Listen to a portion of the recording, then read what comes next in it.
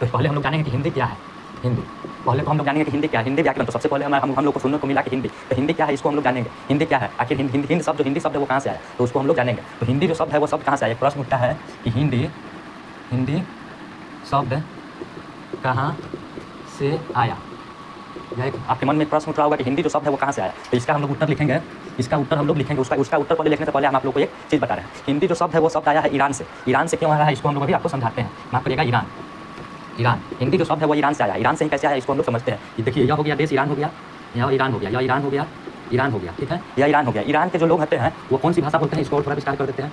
Iran के जो लोग होते हैं वो भाषा यूज़ करते हैं फारसी। ईरान में लोग फारसी बोलते हैं। ईरान के जो लोग होते हैं वो फारसी भाषा बोलते हैं। आई होप कि आप लोग समझ गए होंगे कि ईरान के लोग फारसी बोलते हैं। और जो यह देश हो गया ईरान, और यहाँ के लोग बोलते हैं फारसी। अब ईरान के पश्चिम में एक नदी है।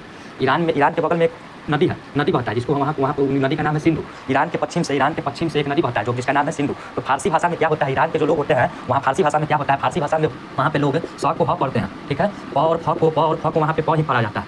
प और फ को वहाँ पे प ही पढ़ा जाता है। वैसे ही ट और फ को वहाँ पे ट ही पढ़ा जाता है। ये सब उदाहरण है। फारसी भाषा में क्या होता है, फारसी भाषा में होता है कि जैसे जहाँ स लिखा है उसको वो लोग ह पढ़ते हैं, जहाँ प लिखा या फ लिखा उसको वो लोग प पढ़ते हैं, या तो वो ट हो या फ लिखा हो तो वो लोग पढ़ेंगे ट ही। आई होप कि आप लोग समझ गए होंगे कि ईरान के लोग फारसी भाषा बोलते थे। तो फारसी में देखिए प या फ हो तो इसको वो लोग प ही पढ़ते थे। इसको फारसी भी हम लोग बोल सकते थे। वो लोग फारसी ही बोलते थे, लेकिन हम लोग फारसी बोलते हैं। फारसी को वो लोग फारसी ही बोलते थे क्योंकि वो लोग प और फ दोनों को प ही पढ़ते थे। ठीक उसी प्रकार स को वो लोग ह पढ़ते थे। तो ये जो नदी था सिंधु, उसको वो लोग पढ़ते थे सिंधु को लोग पढ़ते थे। सिंधु को लोग पढ़ते थे सिंधु नदी। माफ करिएगा, सिंधु नहीं, सिंधु नदी बहता था। सिंधु नदी बहता था सिंधु। तो सिंधु नदी को वो लोग कहते थे हिंदू नदी, क्योंकि वो लोग स को ह पढ़ते थे। यहाँ पे देखिए स को वो लोग ह पढ़ते थे, इसी कारण वो लोग सिंधु को हिंदू पढ़ते थे। जो ईरान या देश हो गया, ईरान में लोग फारसी ईरान जो देश है वहाँ पे फारसी भाषा बोला जाता था। तो फारसी में सिंधु को हिंदू बोला जाता था। यहाँ तक आप लोग समझ गए होंगे। अब यह जो सिंधु नदी हो गया, इसके पश्चिम में माफ करिएगा, यहाँ पे ठीक से लिखते हैं, इसके पश्चिम में एक देश है। इसके पश्चिम में एक देश था। तो यहाँ के लोग इस नदी को वो लोग हिंदू बोलते हैं। यहाँ तक आप लोग समझ रहे होंगे। तो हिंदू, इस नदी का नाम हिंदू था, इसी कारण इस देश को फारसी, ईरान के लोग है इस देश के। देखिए यहाँ सिंधु नदी के पश्चिम में एक देश था जिसे ईरान के लोग हिंदुस्तान कहते थे। हिंदुस्तान कहते थे। हिंदू नदी होने के कारण इसका नाम पड़ गया हिंदुस्तान। तो हिंदुस्तान क्या है उसको आप लोग समझिए। हिंदुस्तान क्या हो गया, हिंदुस्तान हो गया यह देश जो सिंधु नदी के बगल का जो देश था उसे वो लोग हिंदुस्तान बोलते थे। तो हिंदुस्तान क्या हो गया, यहाँ पे हिंदुस्तान क्या हो गया, हिंद का देश। हिंदुस्तान यहाँ पे हो गया हिंद का देश। और यहाँ पे हिंदी क्या हो गया, यहाँ पे हिंदी हो गया। हिंदी का यहाँ क्या तत्व निकला, हिंदी जो हो गया, हिंदी हो गया हिंद की भाषा। तो आई होप कि आप लोग समझ गए होंगे कि हिंदी भाषा कहाँ से आया। तो हिंदी भाषा हम लोग कह सकते हैं कि वह ईरान से आया। तो ईरान के लोग फारसी बोलते थे। ईरान के बगल से एक नदी बहता था जिसका नाम था सिंधु। और वो लोग ईरान के लोग फारसी पढ़ते थे, जिसके कारण वो लोग उस नदी को माफ करेगा, उस नदी को बोलते थे हिंदू। इस नदी को हिंदू बोलते थे। और इसके पश्चिम में एक देश था जिससे वे लोग हिंदुस्तान के नाम से, क्योंकि इसके बगल से हिंदू नदी जाता था, इसी कारण इसका नाम हिंदुस्तान पड़ गया। तो हिंदुस्तान क्या हो गया, हिंदुस्तान हो गया हिंद का देश। और यहाँ पे हिंदी क्या हो गया, हिंदी हो गया हिंद की भाषा। यह जो देश है हिंदू के मतलब इसको हिंदुस्तान या इसको हिंद भी बोलते थे। तो हिंद की भाषा हो गया हिंदी, यहाँ की भाषा हो गया हिंदी। तो आई होप कि आप लोग समझ गए होंगे कि हिंदी भाषा कहाँ से आया। तो इससे एक महत्वपूर्ण बात निकल कर आ रही है। आप लोग लिख लीजिएगा, इतना आप लोग समझ गए होंगे। आई होप कि आप लोग इतना समझ गए होंगे। इसके बाद एक पॉइंट लिखिएगा, नोट में लिखिएगा, नोट में कि हिंदी शब्द माफ करिएगा, हिंदी शब्द ईरान कह सकते हैं। हिंदी शब्द ईरान या फारसी बोलिए, या इसे आप लोग पारसी बोलिए। ईरान में क्योंकि ईरान में बोला जाता था फारसी, और फारसी को वो लोग पढ़ते थे पारसी। तो हिंदी शब्द ईरान, फारसी या पारसी जो भी आप बोलिए, हिंदी शब्द ईरान से आया। नोट में लिख लीजिएगा कि हिंदी जो शब्द है वह हिंदी शब्द ईरान, फारसी या पारसी भाषा से आया। भाषा यहाँ पे छूट गया, भाषा से आया। तो नोट में इसको आप लोग लिख लीजिएगा कि हिंदी जो शब्द है वह ईरान से आया। ईरान से कैसे आया उसको आप लोग को हम बता दिए। आई होप कि आप लोग हिंदी समझ गए होंगे कि हिंदी क्या है, हिंदी कहाँ से आया। तो चलते हैं इसके आगे हम लोग। हिंदी आप लोग समझ गए होंगे। अब हम लोग चलते हैं भाषा की ओर। हिंदी जो शब्द है वो कहाँ से आया। हिंदी जो सबसे पहले हम लोग देखा कि हिंदी जो शब्द है वो ईरान से आया। ईरान से कैसे आया उसको हम आप लोग को समझा दिए। फिर हम लोग भाषा देखें कि भाषा क्या होता है और कितने प्रकार का होता है। फिर एक वर्ड आता है कि हिंदी भाषा क्या होता है। तो हिंदी भाषा जो है वो कहाँ से आया। तो हिंदी भाषा आया संस्कृत से, क्योंकि संस्कृत सबसे पुराना भाषा है। तो हिंदी भाषा कोई पूछते कि हिंदी भाषा कहाँ से आया, तो कहिएगा संस्कृत से। तो संस्कृत हमारा दो प्रकार का होता है, एक वैदिक संस्कृत होता है, एक लौकिक संस्कृत होता है। वैदिक संस्कृत को ऋषि मुनि पढ़ते हैं, इसमें वेद के अध्ययन के लिए हम लोग वैदिक संस्कृत को पढ़ते हैं, नहीं तो ऐसे हम लोग लौकिक संस्कृत को पढ़ते हैं। संस्कृत भाषा के बाद पहला भाषा आया पाली भाषा, फिर आया प्राकृत भाषा। पाली भाषा के बाद प्राकृत भाषा आया, प्राकृत भाषा के बाद आया उपभ्रंश भाषा, उपभ्रंश भाषा के बाद आया प्रारंभिक हिंदी भाषा, फिर आया मध्यकालीन हिंदी भाषा, और फिर आया आधुनिक हिंदी भाषा। तो अभी आप लोग समझिए कि संस्कृत भाषा वैदिक संस्कृत कब तक चला। तो वैदिक संस्कृत जो है इसको आप लोग समझिएगा, वैदिक संस्कृत 1500 से 1000 BC तक चला। मतलब ईसा मसीह के जन्म से पहले 1500 BC से 1000 BC तक वैदिक संस्कृत बोला गया। फिर 1000 से 1000 से 500 BC तक 1000 से 500 BC तक लौकिक संस्कृत बोला गया। 1000 से 500 BC तक लौकिक संस्कृत बोला गया। 1500 BC से 1000 BC तक वैदिक संस्कृत बोला गया। फिर पाली भाषा कब तक बोला गया? तो पाली भाषा जो है 500 से लेकर 1 BC तक बोला गया। BC मतलब होता है बिफोर क्राइस्ट, मतलब ईसा मसीह के जन्म से पहले। जिस समय से हमारा जो डेट चालू होगी ना, अभी 2025 ईस्वी चल रहा है, तो 2025 साल से पहले 500 साल, 2500 साल से पहले 500 साल पहले, मतलब आज से 3000 साल पहले पाली भाषा बोली जाती थी। तो 500 से लेकर 1 BC तक हमारा पाली भाषा बोला गया। फिर हमारा 1 से लेकर 500 AC। AC का मतलब हो जाता है हमारा आफ्टर क्राइस्ट। AC का मतलब हो जाता है आफ्टर क्राइस्ट। BC का हो जाता है बिफोर क्राइस्ट। बिफोर क्राइस्ट मतलब कि गिनती शुरू होने से पहले, मतलब कि दिन की गणना होने से पहले को हम लोग BC कहते हैं। और जिस दिन से ईसा मसीह के जन्म के दिन से हम लोग गिनती शुरू किए तो उसे हम लोग AC कहते हैं। तो 1 से लेकर 500 साल, अभी हमारा चल रहा है 2025, यानी कि आज से 2000 साल पहले प्राकृत भाषा बोली जाती थी। तो 1 से लेकर 500 AC तक प्राकृत भाषा बोली जाती थी। और 500 से लेकर 1000 तक 1000 AC तक 500 से लेकर 1000 AC तक उपभ्रंश भाषा बोली जाती थी। फिर यहाँ पर 1000 से लेकर 1500 1000 से लेकर 1500 AC तक 1000 से लेकर 1500 AC तक प्रारंभिक हिंदी भाषा बोला गया। पहले देखिए वैदिक संस्कृत बोला गया 1500 से लेकर 1000 BC तक। फिर लौकिक संस्कृत 1000 से 500 BC तक बोला गया। पाली भाषा 500 से लेकर 1 BC तक बोला गया। फिर आया हमारा प्राकृत भाषा 1 AC से लेकर 500 AC तक बोला गया। उपभ्रंश भाषा आ गया, तो उपभ्रंश भाषा 500 से लेकर 1000 AC तक बोला गया। फिर आया प्रारंभिक हिंदी भाषा बिफोर BC को हम लोग कहते हैं ईसा पूर्व मतलब ईसा मसीह के जन्म से पहले। BC को हम लोग ईसा पूर्व भी लिख सकते हैं। यहाँ पे समझिएगा, BC मतलब हो जाता है ईसा पूर्व और AC का मतलब हो जाता है ईस्वी। मतलब कभी कोई पूछ दे कि क्या चल रहा है, तो अभी चल रहा है 2025 ईस्वी, इसको हम लोग ऐसे लिखेंगे। और यदि ईसा पूर्व लग गया तो समझिए कि आज से 2025 साल से पहले।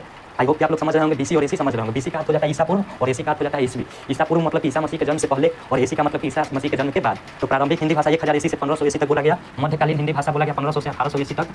और 1800 से वर्तमान तक, वर्तमान मतलब कि अभी तक, वर्तमान AC तक बोला जा रहा है आधुनिक हिंदी भाषा। तो आई होप कि आप लोग समझ गए होंगे कि हिंदी भाषा का जन्म कैसे हुआ। हिंदी भाषा का जन्म हुआ संस्कृत भाषा से। संस्कृत भाषा हमारा 2 प्रकार का होता है, पहला वैदिक और दूसरा लौकिक। तो वैदिक संस्कृत जो है 1500 ईसा पूर्व से 1000 ईसा पूर्व तक बोला गया। लौकिक संस्कृत जो है 1000 ईसा पूर्व से 500 ईसा पूर्व तक बोला गया। फिर आया हमारा पाली भाषा, तो पाली भाषा 500 ईसा पूर्व से 1 ईसा पूर्व तक बोला गया। पाली भाषा के बाद आता है प्राकृत भाषा 1 ईस्वी से लेकर 500 ईस्वी तक बोला गया। फिर आता है उपभ्रंश भाषा 500 ईस्वी से लेकर 1000 ईस्वी तक बोला गया। और उपभ्रंश भाषा के बाद आ जाता है हमारा प्रारंभिक हिंदी भाषा।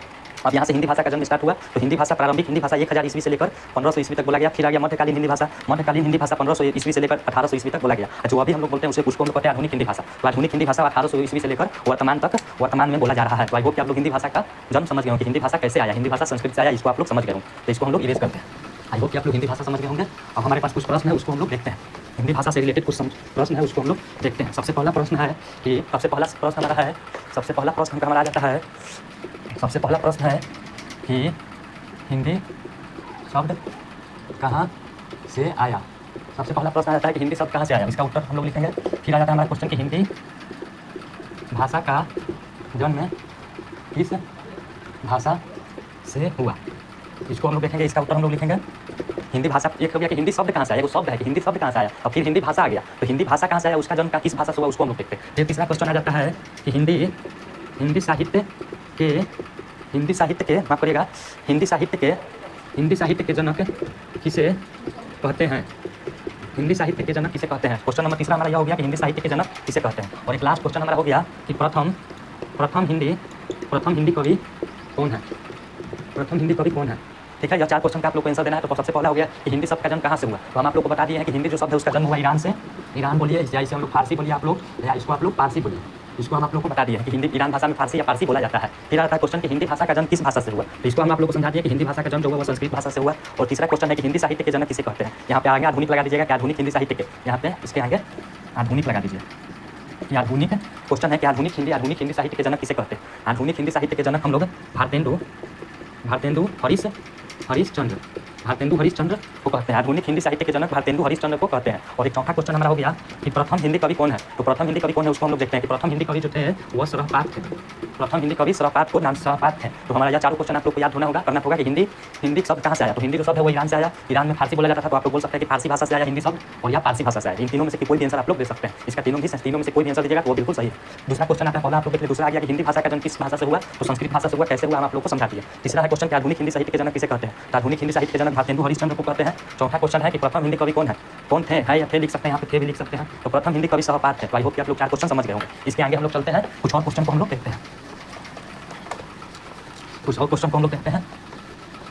क्वेश्चन है हमारा फिर से कि जो हमारा भारत है, मतलब कि भारत हमारा जो है, भारत या हिंदुस्तान इसको बोलिए, हिंदुस्तान भारत या हिंदुस्तान जो बोलिए इसको, अपना जो देश है भारत या हिंदुस्तान, यहाँ पे कौन सी भाषा बोली जाती है? तो यहाँ पे भाषा बोली जाती है, माफ करिएगा, हिंदी। यहाँ पे हिंदी भाषा बोली जाती है। भारत या हिंदुस्तान में हम लोग हिंदी भाषा अधिक बोला जाता है। तो भारत या हिंदुस्तान में अधिक भाषा हिंदी बोला जाता है, जिसके कारण भारत का राजभाषा हिंदी को घोषित किया गया। तो यहाँ पे हम लोग लिखेंगे, नोट में आप लोग लिखिएगा कि भारत का राजभाषा हिंदी है। नोट में आप लोग लिख लीजिएगा कि भारत का राजभाषा हिंदी है। राजभाषा हिंदी क्यों है? क्योंकि भारत में सबसे अधिक हिंदी भाषा बोला जाता है, जिसके कारण हिंदी को भारत का राजभाषा घोषित किया गया। हिंदी को भारत का राजभाषा कहते हैं, भारत का राजभाषा हिंदी है। या इसको हम लोग ऐसे भी लिख सकते हैं कि हिंदी भारत का राजभाषा है। हिंदी भारत का राजभाषा है।